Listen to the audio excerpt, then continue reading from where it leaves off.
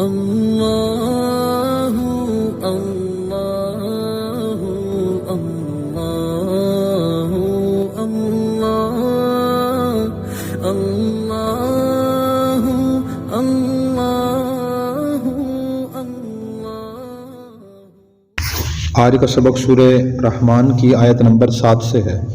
اعوذ باللہ من الشیطان الرجیم، بسم اللہ الرحمن الرحیم۔ والسماء رفعها ووضع الميزان، والسماء اور آسمان کو رفعها اس نے بلند کیا، ووضع الميزان اور ترازو رکھا۔ اللہ تعالیٰ کی قدرت کی نشانیوں میں سے ایک نشانی اللہ نے یہ بیان فرمائی کہ اللہ نے آسمان کو بلند فرمایا، اتنا اونچا ہے، ساری کہکشائیں، سارے ستارے، سیارے سارے اس کے نیچے ہیں۔ اور قرآن کریم میں ایک اور جگہ فرمایا کہ آسمان کو اللہ نے بلند کیا بغیر ستون کے، کوئی ستون بھی نہیں ہے۔ ہم چھوٹی سی چھت کھڑی کرتے ہیں، اس کے نیچے 4 دیواریں کم سے کم کھڑی کرنی پڑتی ہیں، ستون کھڑے کرنے پڑتے ہیں، پھر چھت کھڑی رہتی ہے۔ ستون ہٹا دیں یہ تو چھت نیچے رہتی ہے۔ اللہ نے اتنے بڑے بڑے آسمان پیدا فرمائے اور بغیر ستون کے پیدا فرمائے، اپنی قدرت سے کھڑے کیے ہوئے ہیں، اتنی بڑی قدرت ہے اللہ کی۔ اور دوسرا اپنی قدرت کی نشانی یہ بیان فرمائی، اس نے میزان ترازو کو رکھا۔ ترازو رکھنے سے مراد یہ ہے کہ اللہ نے انسان کے ذہن میں ترازو بنانے کا خیال ڈال دیا۔ پھر ترازو کی مختلف قسمیں ہیں، ایک ترازو وزن تولتا ہے، دوسرا یعنی پیمانہ وہ ہے جو گرمی، سردی، ہوا، دباؤ اور اسی طرح زلزلے کی رفتار کتنی تھی، انچ جنگ پہ میش کرتا ہے۔ یہ سب چیزیں اللہ نے کیوں پیدا کی؟ تاکہ انسان کو صحیح اندازہ اور صحیح حساب ہو سکے۔ اگر ترازو پیدا نہ کرتے تو معاملات میں انسان دشواری پیش آتی، دلی اطمینان حاصل نہ ہوتا۔ اگر ویسے اندازے سے کہہ دیتے کہ 1 کلو چینی آپ لے جائیں یہ، اور ترازو نہ ہوتا، دل میں کھٹکا رہتا، دینے والا یہ سوچ شاید میں نے زیادہ دے دی ہے، وہ لینے والا سوچتا شاید مجھے کم ملی ہے، جو پہلے میں نے لی تھی وہ تو زیادہ تھی، اس دفعہ اس نے کم دی ہے، مجھے کھٹکا رہتا۔ تو آدمی خود ترازو دیکھ لیتا ہے کہ ہاں صحیح مکمل 1 کلو 2 کلو 5 کلو چیز تل رہی ہے، دل اطمینان حاصل ہو جاتا ہے۔ تو یہ ترازو بھی قدرت کی نشانیوں سے نشانی ہے۔ کیوں اتارا؟ اللہ تطغوا فی المیزان، یہ کہ تم نہ زیادتی کرو وزن کرنے میں، زیادتی نہ کرو۔ تو ترازو اس لیے رکھا ہے تاکہ دوسرے کا ہم حق پورا دے سکیں اور اس سے کم نہ دیں۔ حدیث میں آتا ہے زن ورجح، کہ تم وزن کرو اور جھکتا ہوا تو لو، یعنی جو آدمی کسی کو چیز دے رہا ہے اس کی کوشش ہو کہ زیادہ چلا جائے کم نہ جائے، یہ کوشش ہونی چاہیے۔ اور اس ترازو میں جیسے ظاہر چیزیں تلتی ہیں نا، اور اس میں انصاف کرنا ضروری ہے، بلکہ احسان کرنا بہتر ہے۔ اسی طرح اس سے مراد یہ ہے کہ ہمارے ذمہ جس کا جو حق ہے ہم کوشش کریں وہ حق پورا ادا کریں، اس سے کم نہ دیں۔ مثلا حقوق کون سے ہوتے ہیں؟ ایک آدمی ملازم ہے، کہیں ملازمت کرتا ہے، اس کی ایک تنخواہ وظیفہ مقرر ہو گیا ہے اور وقت بھی طے ہو گیا کہ آپ نے روزانہ مثلا 8 گھنٹے ڈیوٹی دینی ہے، وظیفہ آپ کا اتنا ہوگا۔ اب جو 8 گھنٹے کا وقت ہے اس نے فروخت کر دیا، اب وہ اس ادارے کا حق ہے، پورا دینا ضروری ہے۔ اگر آدمی پورا نہیں دے رہا ہے، اس میں روزانہ 10 منٹ 15 منٹ 20 منٹ کبھی 7 منٹ کبھی 8 منٹ لیٹ آتا ہے، اس کا مطلب یہ ہے کہ وہ اپنا حق تو پورا وصول کر رہا ہے، جو وظیفہ مل رہا ہے، تنخواہ مل رہی ہے، سہولیات مل رہی ہیں، لیکن ادارے کا حق پورا نہیں دے رہا۔ کہ شخص کا ملازم ہے تو اس کا حق پورا ادا نہیں کر رہا۔ اب ایک ذہن میں میرا خیال یہ آیا تھا کہ ایسی کوئی تھوڑا سا رسالہ لکھیں جس میں ہم اصول لکھیں، اور اس بات پہ ہم اپنی بھی لوگوں کی ذہن سازی کریں، ذہن نشین کریں کہ ہمیں بااصول ہونا چاہیے، کہ جو بات اور جو کام اصول کے مطابق ہم وہ لے لیں، جو اصول ہٹ کے وہ چھوڑ دیں۔ سب سے بنیادی بات تو یہ ہے۔ اب جب اس طرح کی بات کی جاتی ہے نا، مثلا جیسے میں نے بھی عرض کیا کہ آدمی کی ملازمت کرتا ہے اس وقت پورا دینا چاہیے، اب جب اس طرح کی بات لوگ کہتے ہیں جی کون دے رہا ہے وقت پورا، کون کرتا ہے؟ کوئی بھی نہیں کرتا۔ یعنی یہ بات ہے کہ آدمی نا سمجھتا ہے کہ کوئی نہیں کر رہا تو مجھے بھی نہیں کرنا چاہیے، اور میں جو نہیں کر رہا ہوں پورا حق ادا، اس میں کوئی حرج نہیں ہے۔ حالانکہ یہ دلیل غلط ہے۔ صحیح بات اس موقع کی یہ ہے کہ ہاں واقعی یہ بات تو معقول ہے، اگر میں نہیں کر رہا ہوں تو غلط کر رہا ہوں، مجھے اس کی پابندی کرنی چاہیے، کوشش کرنی چاہیے، اور جو لوگ نہیں کر رہے وہ غلط کر رہے ہیں۔ جہاں بھی کوئی آدمی اصول کی خلاف ورزی کرتا ہے اور کوئی دوسرا آدمی تو تنبیہ کرتا ہے کہ بھی آپ نے یہ غلط کام کیا، مناسب نہیں کیا، ناجائز کام کیا، تو اکثر لوگ کیا رہتے ہیں کہ جی کون چلتا ہے اصول کے مطابق، کوئی بھی نہیں چلتا۔ اس لیے سب سے پہلی بات یہ کہ ہمیں بااصول ہونا چاہیے کہ جو بات اصول کے مطابق ہے وہ ہم لے لیں، عمل میں نہیں ہے تو ہم عزم کریں کہ واقعی میری کوتاہی ہے اور مجھے اصول کے مطابق کام کرنا چاہیے۔ تو ایک تو یہ چیز، اسی طرح اور بھی جتنے بھی شرعی مسائل ہیں، اگر آدمی ان میں کمی بیشی کر رہا ہے، نماز صحیح ادا نہیں کرتا، وہ اللہ کا حق ہے، اس میں صحیح وزن نہیں کر رہا، وہ اس میں بھی کم ناپنا تولنا ہے۔ سورۃ تطفیف میں پڑھا تھا ہم نے، فی کل شیء نفع و تطفیف، کہ ہر چیز میں پورا پورا دینا بھی ہے اور کمی کرنا بھی ہے، ہر چیز میں۔ بندوں کے حقوق ہیں، اللہ کے حقوق ہیں، وہ وقت ہے، وہ چیز ہے، کس سے ہم نے وعدہ کیا کہ پیسے قرض لے لیا اس سے کہ آپ مجھے قرض دے دیں، میں آپ کے مہینے کے بعد واپس دے دوں گا، مہینے کے بعد پھر اگر نہیں دے سکتے تو شرعی مسئلہ یہ ہے کہ ہم اس سے مزید مہلت لیں کہ جی میں نے کوشش تو کی تھی اور میں وقت پہ ادا نہیں کر سکا، آپ مجھے ایک مہینے کی مہلت اور دے دیں۔ یہ مہلت مانگنا اس سے ضروری ہے۔ اسی طرح اور جو رشتہ داروں کے حقوق ہیں، واجب حقوق جو ہیں، اگر آدمی ادا نہ کر سکے تو کم از کم ان سے معذرت کرے، یعنی میں ادا نہیں کر سکا، معذرت خواہ ہوں میں، یہ صحیح طریقہ ہے۔ اور ناپ تول میں کمی جو عام چیزوں میں ہوتی ہے بہت زیادہ ہوتی ہے، اکثر چیزیں پوری نہیں ہوتی۔ بوتل ہوگی بہت بڑی اور اس میں چیز کم ہوگی، ڈبی ہوگی پوری بہت بڑی، آدھی میں چیز ہوگی اس میں، تو شرعی لحاظ سے یہ بھی غلط ہے۔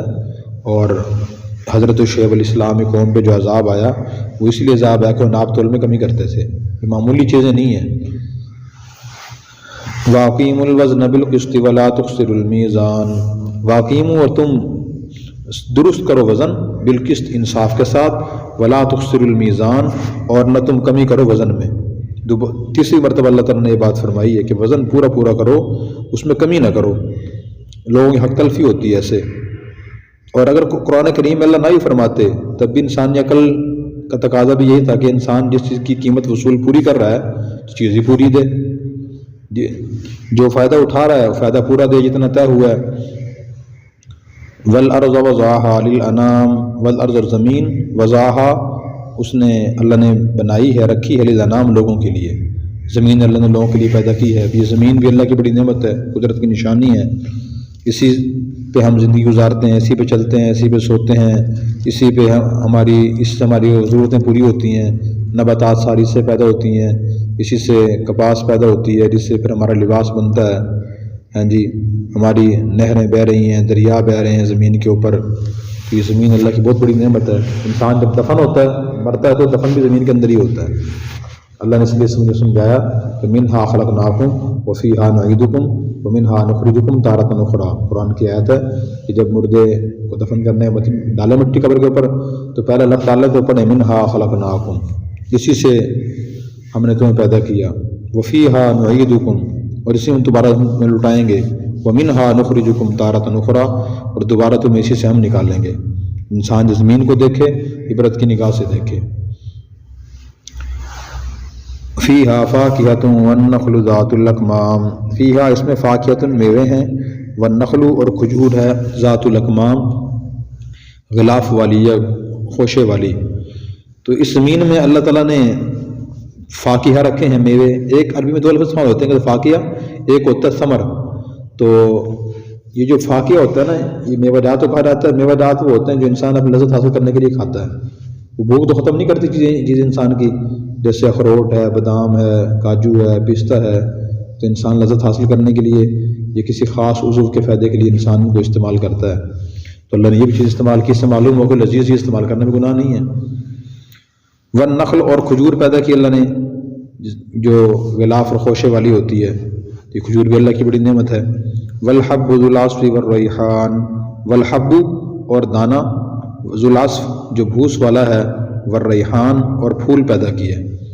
تو اللہ نے گندم پیدا کی، بھوسا ہی پیدا کیا ساتھ۔ گندم انسان کی خوراک ہے اور بھوسا جانوری خوراک ہوتا ہے، اور ریحان پھول پیدا کیا تاکہ انسان کو دل میں خواہش پیدا ہو، خوشبو سونگھوں تو خوشبو سونگھ سکے۔ کتنے پھول ہیں ہم شمار نہیں کر سکتے، تو خوشبو بھی استعمال کرنی چاہیے۔ یہ بھی اب دیکھیں، اس قرآن کریم کی آیت سے اور احادیث سے یہ معلوم ہوتا ہے کہ اللہ تعالیٰ نے انسان کو یہ نہیں فرمایا کہ میلا کو چلا رہے، بے ڈنگا رہے، بلکہ ساری نعمت اللہ نے پیدا کی ہیں اس کے لیے۔ کھجور کی ضرورت ہے، کھجور استعمال کرے، جسم میں کمزوری محسوس ہو رہی ہے، کھجور مزاج کے موافق انسان کھجور استعمال کرے۔ اسی طرح اگر اسمیل محسوس ہو رہی ہے تو آدمی خوشبو استعمال کرے، دین کا یہ مزاج ہے۔ فَبِأَيِّ آلَاءِ رَبِّكُمَا تُكَذِّبَانِ، تو تم اپنے رب کی کون کون سی نعمتوں کو جھٹلاؤ گے۔ یہ جملہ اور یہ آیت اس صورت میں 31 مرتبہ آئی ہے۔ جہنم کے 7 دروازے ہیں، تو اس صورت میں 7 آیات ایسی ہیں جن میں اللہ نے عذاب کا تذکرہ فرمایا اور ان کے بعد یہ آیت آئی ہے۔ اسی طرح اس صورت میں اللہ تعالیٰ نے 8 آیات ایسی ہیں جن میں جنت کا تذکرہ ہے اور جنت کے 8 دروازے ہیں، تو ایسی 8 آیات کے بعد ان کا تذکرہ ہے آیات کا۔ دیکھیے اسے کہتے ہیں اعجاز قرآن، کہ اللہ تعالیٰ نے قرآن جو سیٹنگ فرمائی ہے نا، جو نزول فرمایا، تو وہ بڑا عجیب ہے۔ بندہ اس کو جب دیکھتا ہے، گہرائی میں جاتا ہے اور سوچتا ہے، تو ترتیب کو سوچتا ہے، یہ سوچتا ہے کہ اللہ تعالیٰ نے یہ لفظ کیوں استعمال فرمایا، یہ لفظ کیوں استعمال نہیں فرمایا۔ اس کے اندر بھی حکمتیں ہوتی ہیں۔ جیسے کاریگر کوئی مشینری فٹ کرتا ہے نا، سوچ سمجھ کرتا ہے کہ یہ چیز یہاں کیوں رکھی ہے، پیچھے دائیں بائیں کیوں نہیں رکھی، چھوٹی کیوں رکھی ہے، بڑی کیوں نہیں رکھی، بڑی کیوں رکھی ہے، ذرا چھوٹی کیوں نہیں رکھی، یہ وجہ حکمت ہوتی ہے۔ تو قرآن کریم میں اللہ نے جو الفاظ استعمال فرمائے تو ان میں بھی حکمتیں ہوتی ہیں، اور علماء نے کتابیں لکھی ہیں مختلف اعجاز قرآن کے نام پہ کہ اس کی کیا حکمت ہے۔ اچھا، پھر ایک لفظ کے ایک معنی کے لیے مختلف الفاظ استعمال ہوتے ہیں، تو کہیں وہ معنی شدت سے استعمال ہوتا ہے، کہیں نرمی سے استعمال ہوتا ہے، کہیں زیادہ ہوتا ہے، کہیں کم ہوتا ہے۔ تو جیسی ضرورت تھی ویسے لفظ اللہ تعالیٰ نے استعمال فرمایا۔ جیسے ہم کہتے ہیں نا کاٹ دیا، اس میں معنی میں ذرا نرمی ہے، ہم کہیں ٹکڑے ٹکڑے کر دیا، اس معنی میں شدت ہے بہت زیادہ۔ تو قرآن کریم میں بھی ایسے ہی ہے، جہاں نرمی کا تقاضا تھا نرم لفظ استعمال کیا گیا ہے، اور جہاں سختی کا تقاضا تھا وہاں سخت لفظ استعمال کیا گیا ہے۔ خلق الانسان من صلصال کالفخار، خلق اس نے پیدا فرمایا الانسان انسان کو من صلصال بجتی ہوئی مٹی سے، کالفخار ٹھیکری کی طرح۔ تو انسان کو اللہ نے ٹھیکری کی طرح بجتی مٹی سے پیدا فرمایا۔ اس طرح حضرت آدم علیہ السلام ہے، تو آدم علیہ السلام جو ہے نا وہ مٹی سے پیدا ہوئے تھے، باقی جو انسان ہے وہ نطفے سے پیدا ہوتے ہیں، نطفہ غذا سے خون سے بنتا ہے، خون جو ہے نا وہ غذا سے بنتی ہے، خون غذا سے بنتا ہے، تو اس سے اللہ نے انسان پیدا فرمایا۔ یاد دلا رہا ہے کہ تم مٹی سے پیدا ہوئے ہو، انسان مٹی کی طرح عاجز بن کے رہے۔ وخلق الجان من مارج من نار، وخلق پیدا فرمایا الجان جنات کو من مارج شعلے سے، من نار آگ کے۔ جو ابو الجن ہے، جیسے ہمارے ابو البشر آدم علیہ السلام ہے، جو ابو الجن ہے اس کو اللہ تعالیٰ نے آگ کے شعلے سے پیدا فرمایا۔ باقی جو اور جنات کی نسل ہے وہ اسی طرح نطفے سے یا آگ کے شعلے سے کسی سے پیدا ہوتی ہے، باقی جو پہلے ابو الجن ہے نا وہ آگ سے پیدا ہوا، آگ کے شعلے سے۔ فَبِأَيِّ آلَاءِ رَبِّكُمَا تُكَذِّبَانِ، تو تم اپنے رب کون کون سے نعمتوں کو جھٹلاؤ گے۔ تو جب بھی آیت ہم یہ پڑھیں تو اللہ کی نعمت ذہن میں آئے تو اللہ کا شکر ادا کریں کہ اللہ آپ کس نعمت کو جھٹلائیں گے، ہم ہر نعمت کا شکر ادا کریں گے۔ اللہ تعالی ہمیں عمل کرنے کی توفیق عطا فرمائے۔ اور اگر آپ نے ابھی تک ہمارا چینل سبسکرائب نہیں کیا تو فوراً سبسکرائب کیجئے، ساتھ ہی بیل آئیکن پر کلک کریں تاکہ مزید آنے والی ویڈیو ہیں وہ آپ کو وقت پر ملتی رہیں۔ اللہ حافظ۔